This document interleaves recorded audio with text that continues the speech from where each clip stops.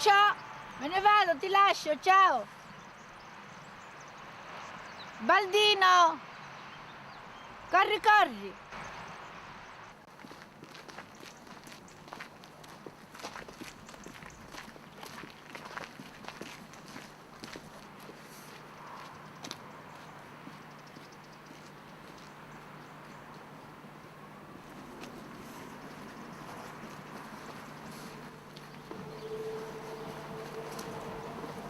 Giudi.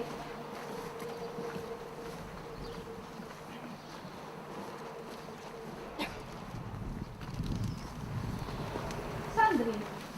Figlia mia.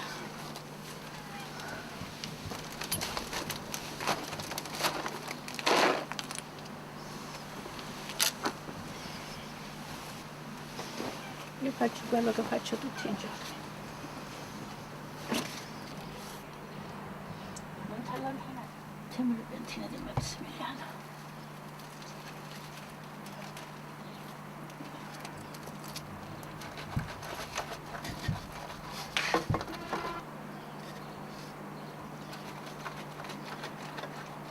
Non mangiare i croccantini dei gatti, che tu hai mangiato. Ottimo e abbondante per la truffa.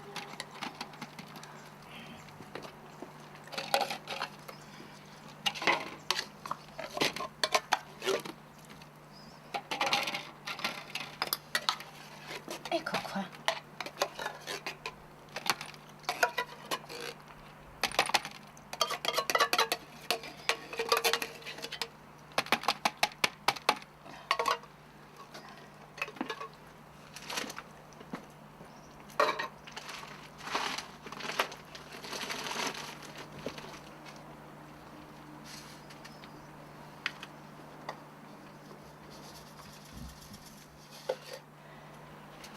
La mattina viene Franco, mio marito, qua e dà la pasta calda con le scatolette ai gatti. E si sono fatti numerosi gatti. Per noi è un impegno. Ci fa sentire utili, facciamo qualche cosa almeno. Che Massimiliano li amava i gatti. Poi lui era ordinato, teneva tutta la sua roba ordinata. Qua c'è disordine per l'inverno.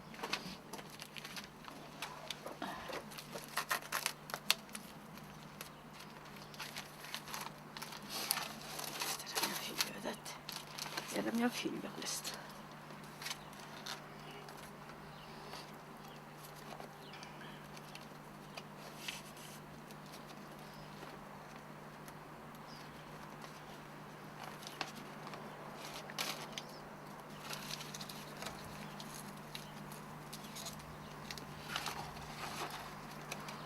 Io vengo di corsa qua. Vengo di corsa perché vado a lavorare e poi devo venire nelle ore del primo pomeriggio e allora ho paura. Ho paura perché la giudice me l'ha detto. Quello con un pugno vi lascia là perché lui vuole ammazzare. Quello vi vuole ammazzare, mi ha detto. È venuto qua. È stato indagato. Procedimento penale della Procura di Locri. 2220 del 2006. Archiviato perché aveva un alibi. Però continuano a dirmi. Era l'unico che aveva interesse. Non esiste una pista alternativa, non esiste null'altro. Null'altro. E avvocati di altri procedimenti che hanno fatto la storia, la cronaca della Locride mi dicono: voi avete il movente. Nei nostri procedimenti non c'è il movente, come mai non lo prendono? E io che devo rispondere? Io ho detto: vergognatevi tutti. Si devono vergognare tutti, perché questa non è una tomba. Questo è un altare, una cattedra di verità e di legalità. Per la giustizia siamo in lista d'attesa. Per la giustizia siamo in lista d'attesa. Faccio come nel film birmano. A ogni ramo appendo qualche cosa. Caterina, che pancia che hai? Che pancia! Altri gatti strappati al male avvenire dovremmo fare.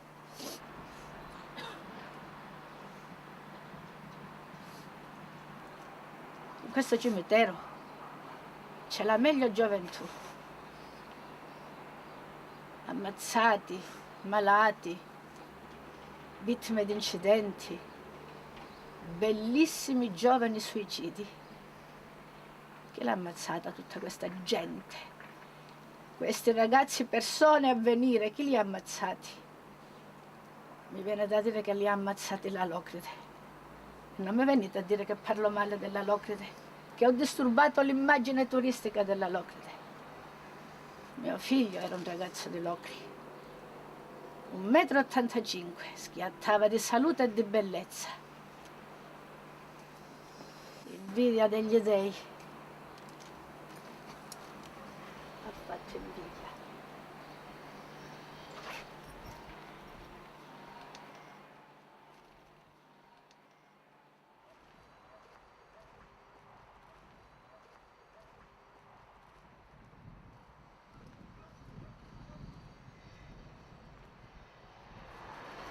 Con questo vado in giro. E questa è la mia onorificenza. E questa.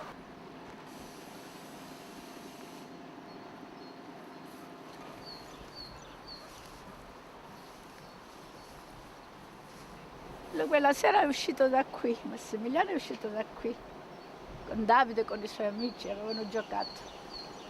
Giocavano tutti i venerdì, una cosa notoria. Chi l'aspettava lo sapeva. Sapeva che giocavano tutti i venerdì dalle 7 alle 8.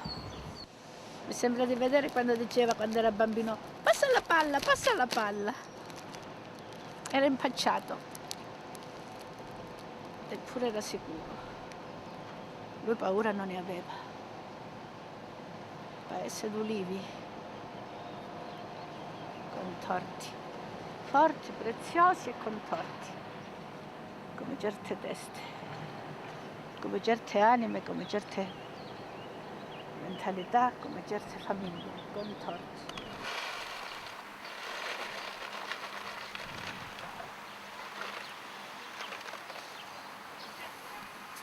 Perché ora vengono, lo sentono il rumore della macchina, lo sentono l'odore, vengono. Vedi? Io dico che qua ha lasciato l'ultimo sorriso. Ha fatto proprio questo tragitto qua. Avrà toccato questa colonna, avrà toccato il cancello. Perché sa che lo guardava da quella parte. Perché i carabinieri hanno detto è stato guidato l'assassino dalla strada. L'avranno guidato dalla strada. È stato tradito da altri ragazzi di Locri sicuramente. E chissà se è stato tradito da altri padri di famiglia di Locri. Perché lo sanno tutti ormai che Massimiliano è stato ucciso, se non perché papà, nonostante fosse papà. E adesso la devono finire di dire che non è un delitto di mafia. È un delitto di mafia.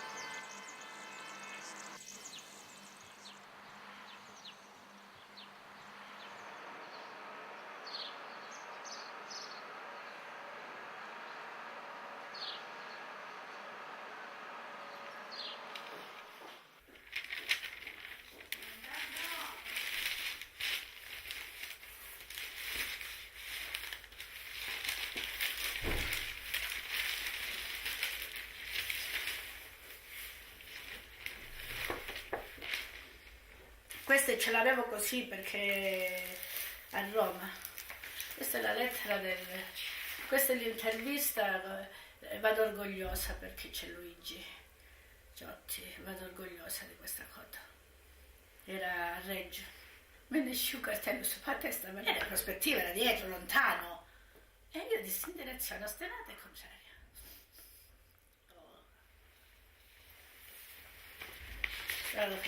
Quello che mi uccide è pensare che viene classificato come omicidio a scaturigine familiare, escludendo che possa esserci un'altra pista, escluse tutte le piste.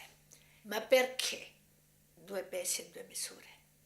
perché la sera in cui mio figlio fu ferito, colpevole di non essere morto subito, hanno fatto un'illazione che il killer avesse sparato da 24 metri. Da qua dietro. Ha sparato da qua dietro. Nascosto dietro questo muro. Ho messo il crocifisso. Vediamo di bonificare il luogo. E ha sparato in diagonale. Qui. Il miserabile si è rialzato servendosi di questo sasso di cemento. Qui non c'è stata nessuna ricognizione investigativa nella scena del delitto. La balistica è effettuata 22 mesi dopo soltanto perché io ho speso 4.500 euro per una memoria ex articolo 90 e soltanto perché io ho scritto al prefetto di Reggio Calabria dicendo che per mio figlio non aveva fatto nulla. E soltanto quando la mia lettera è andata a finire in diretta sulla Gazzetta del Sud, mentre io gli avevo scritto 5 mesi prima e non avevo avuto risposta. Soltanto quando io ho fatto casino, scandalo, rumore, soltanto quando io ho detto che mio figlio non era un morto di serie B. Grazie per questo abbraccio di solidarietà. Massimiliano è stato il primo degli ultimi 32 morti. Ricordiamoli tutti, condanniamo chi ha ucciso, non troviamo attenuanti per chi uccide. Perché mio figlio era laborioso e non aveva padrini, né col vescovo, né in politica, tantomeno con i mafiosi. Mio figlio era un ragazzo di Locri, che la mattina fino alle 4 attaccava i manifesti, come mi disse il dottore Gualtieri, che le pattuglie della polizia lo vedevano lavorare onestamente. Io voglio giustizia per mio figlio, non per me, neppure per lui che dorme in pace, ma per suo figlio.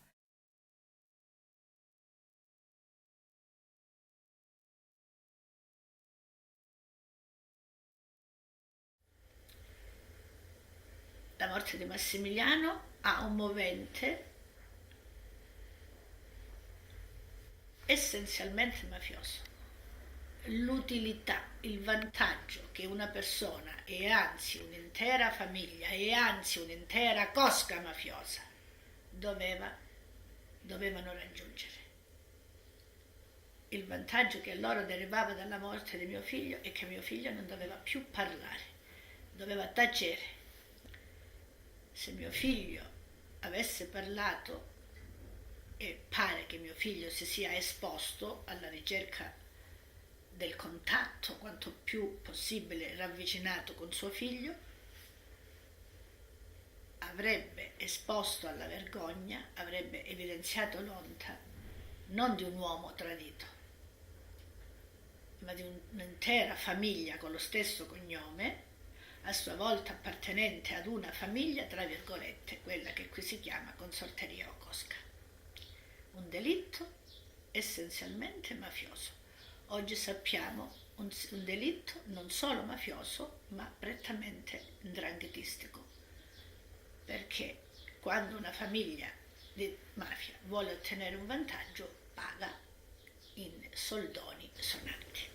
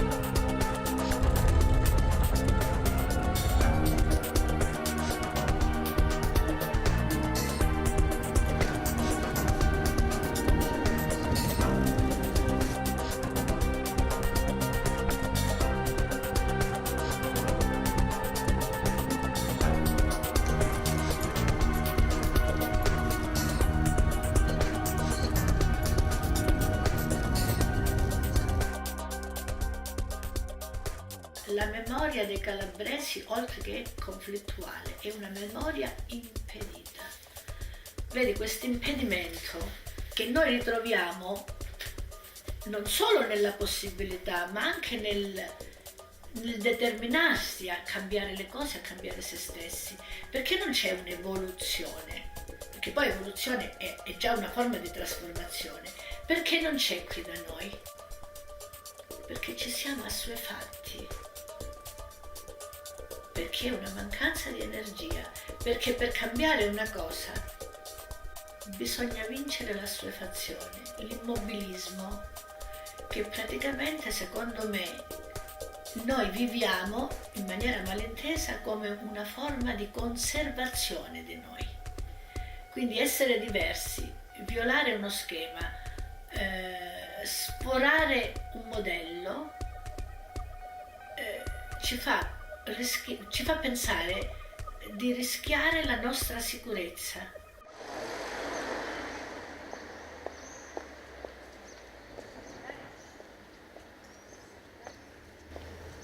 Mi piace la scuola, il maestro parlava ai bambini. Era una cosa bellissima, un uomo che spiegava ai bambini i numeri, gli anni della storia, i posti della geografia.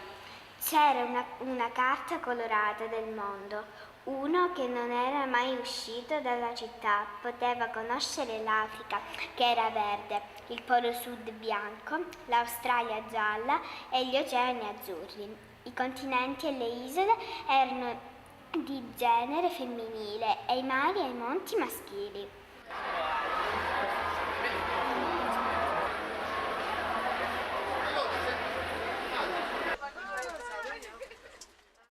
E niente, io sono qui alla Comunità Mistia e alle 4 c'è la presentazione di un libro, di un lavoro, come la comunità protegge i bambini. Guarda, neanche a farlo apposta. Va bene. Carmela Santo, che è qui, vuoi parlare con lei? Aspetta, Carmela dov'è Carmela? Aspetta.